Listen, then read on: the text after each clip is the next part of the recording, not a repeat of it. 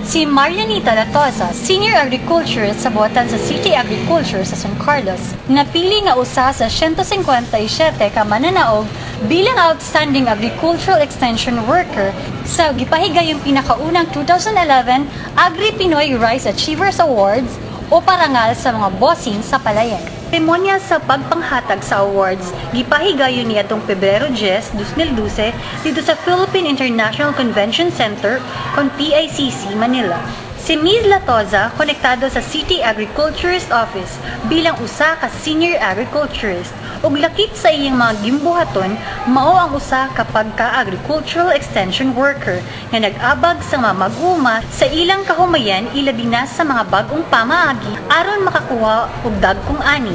Paghimo og soil analysis aron mahibaw-an ang tukmang abono nga magamit ug uban nga mga inputs nga magamit. Paghimo og farmers field school aron madungagan ang kahibalo sa mga mag-uma. Paghatag og mga tambag sa mga hustong buhaton ilabi na kung makahiagom sa mga peste kung mga sakit sa talamnan ug uban pa.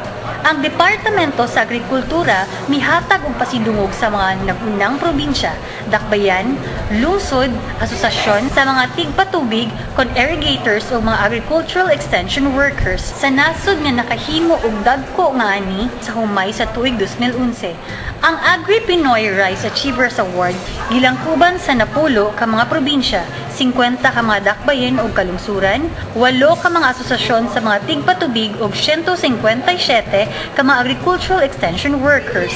Ang napulo ka mga probinsya mao Ilocos Norte, Occidental Mindoro, Oriental Mindoro, Iloilo, Negros Occidental, Biliran, Davao del Norte, Davao del Sur, Agusan del Sur ug Surigao del Sur. Sila makadawat og balitag 4 ka milyon ka pesos na kantidad sa mga proyektong pang-agrikultura samtang ang 50 ka mga dakbayan o kalungsuran ug ang 8 ka mga asosasyon sa tigpatubig matag usa kanila makadawat og balitag 1 ka milyon ka pesos nga kantidad nga proyekto pang-agrikultura. Department of Agriculture, headed by Secretary Proceso Alcala, give honor to the top rice producing provinces in the whole country. We are lucky enough nga ang Negros Occidental nasulod sa top 10 provinces and naka-receive sila sang 4 million pesos for the award for the top 10 provinces. And also ang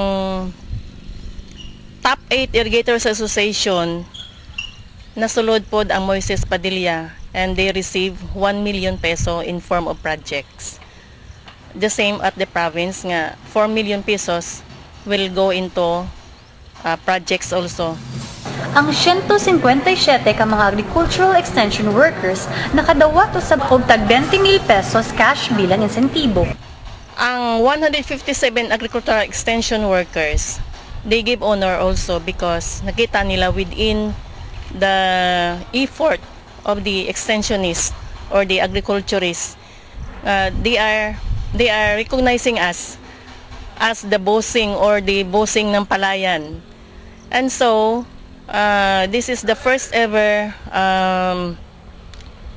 parangal nga hatag ni Secretary Alcala to the agricultural extension workers and then to the top 10 provinces and the Irrigators Association to give recognition for the efforts that we have rendered sa amon nga trabaho sa extensionist.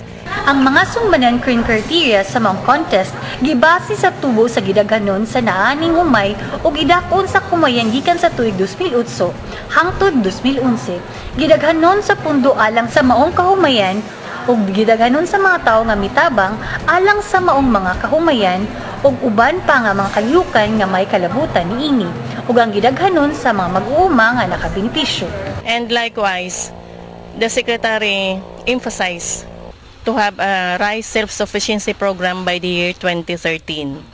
And so, for now, we are lucky enough that the local government unit of San Carlos City, headed by our LCE Mayor Jingo Valmayor, and then the legislative staff are ever supportive also.